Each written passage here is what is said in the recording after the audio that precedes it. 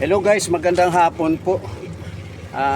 Medyo pag-uusapan lang natin kunti yung mag-subscribe kayo guys sa sa YouTube channel ko. Sayang naman tong pagdadakdak ko dito wala man lang mag-subscribe. Subscribe kayo tsaka wala naman bayad po 'yan eh. Yung subscribe then likes, share, ganun po. Kasi grabe ginagawa ngayon, pag-uusapan natin yung gobyerno. Kung kayo makasara, pareho lang po tayo. Pag-uusapan lang natin yung ginagawa ngayon ng mga congressman sa pangunguna ni Luistro. Kasi takot ang mga yan guys na bilanggo ngayong pagka si Sara ang naupo. Pero hindi nila alam, ang kasunod ni Sara, si Baste. Duterte din yun, andyan pa si Pulong. Tatakbo rin yan. Kailangan kasi depensahan nilang mga Duterte ang Pilipinas eh. Kasi grabe na guys, ang daming tumutulong si Sara. Tapos tinitira naman ng mga makakaliwa at sa mga di ba? Makakaliwa ubos na sila dahil nga inubos ni Sara. Ngayon nabubuhay na naman sila. Yan yara si Luistro tsaka sila De Lima, yan yung mga yung mga makakaliwa ngayon eh. Kaya kailangan makulong ang ngayon. Si De Lima kulong talaga yan. Tapos ayan pa si Trillanes. Nagpipilit sila guys eh na kung ano-ano pinapatong nila kay Sara. O sabihin na natin, ma-impeach nila si BP Sara. Ano naman si Baste? Andyan pa. Ang tao guys naghahanap ng quality at hindi corrupt na mga politiko. Guys, ang nakapalibot sa kanila lahat, puro corrupt. And dyan pa yung presidente natin na nangawat din. Ang anak nangawat din. Lahat na, kawatan na. Paano na? Tapos mga senador nababayaran. Ilan lang yung senador na matitino. Congressman lalo na.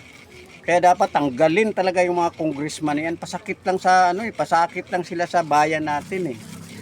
Kaya guys, ngayon, andyan, anong ginagawa nila? Imbis na pumunta sa maghanap ng investor para invest. Dito guys, ako dito sa lugar ko, maraming nagsasalita sa akin na wala ngang trabaho, bumibili sila ng sa akin, mga items, pero wala naman din akong magagawa. Yun talaga ang presyo, barya-barya din lang yung tubo ko.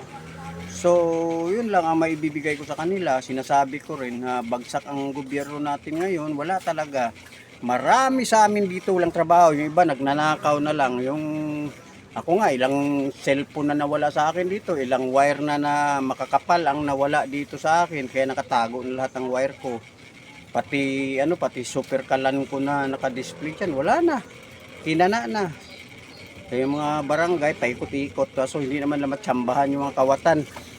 Alam ko naman kung sinong kawatan kasi nakita ko sa CCTV sa barangay. Hindi naman nila hinuli. Alam na ako pa huhuli. Busy ako dito pagbabantay sa tindahan ko. So wala talaga guys.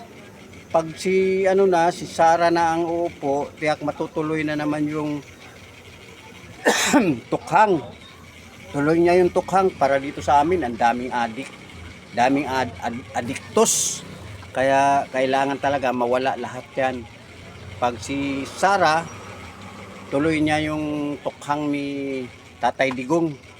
Maganda yun guys, maganda dito sa amin sa Kainta. Nakita ko talaga kung nung dumating si dito, lahat ng mga adik dito at saka mga pusher, user, huli yan lahat. Pati yung asawa nga asawa ng kapatid ko, nahuli yun, nakakulong, ngayon nakawala na, putris. Kaya guys, gusto ko talaga si Sara para gumanda ang takbo ng hindi kasi corrupt si Sara guys. Tingnan mo yung Davao, di ba? Napaganda nila yung Davao. Saan ka nakakita ng ang wire nasa ilalim, wala sa ibabaw ng kalsada? Doon lang sa Davao, sa San Pedro Street. Taga Davao ako guys nakikita ko pero dito na ako naka-steady sa sa lugar ko sa Maynila kasi nagnegosyo kasi ako dito guys. Ako sa totoo lang ang ngayon yung Divisoria, malungkot na guys ang Divisoria. Pag nandoon ako, namimili ako, kawawa naman yung mga tindira, natutulog na lang, walang customer guys kaya pag nandoon ako, nabubuhay sila. Kaso bihira na rin ako pumunta ng Divisoria guys kasi nga Wala rin akong benta rito eh. Yung benta ko ito patingi-tingi. Pambayad lang sa mga utang-utang ko. Imbis na bakasyon ako nung March, hindi natuloy. So ngayong November, sana makaipon ng pera para makabakasyon ako sa Davao. Wala talaga guys. Sobrang hirap ngayon ang buhay. Ngayon nga lang, nagsasalita sa akin yung ngayon lang, nagsasalita yung babae sa akin, wala nga daw siyang trabaho. Sabi ko, kung graduate ka naman ng grade 12, pumasok ka kahit na,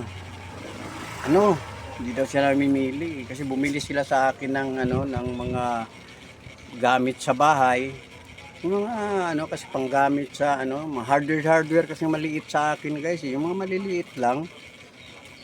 Tapos, yun ang binibenta ko sa Super Kalan. Wala naman akong magagawa. Yun talaga ang presyo nun eh. Kasi tingi-tingi din naman ako. Wholesaler ako doon, pero binibenta ko rito ng tingi-tingi. Pero hindi masyadong mahal. Kaya sa akin nga sila lumalapit dahil medyo nakakamura sila. Okay guys, hanggang dito na. Puputulin ko na lang itong itong video ko. Paki-like, share na lang po sa YouTube channel ko, Eli Sir Jacoby Vlog. Okay? Okay, bye-bye.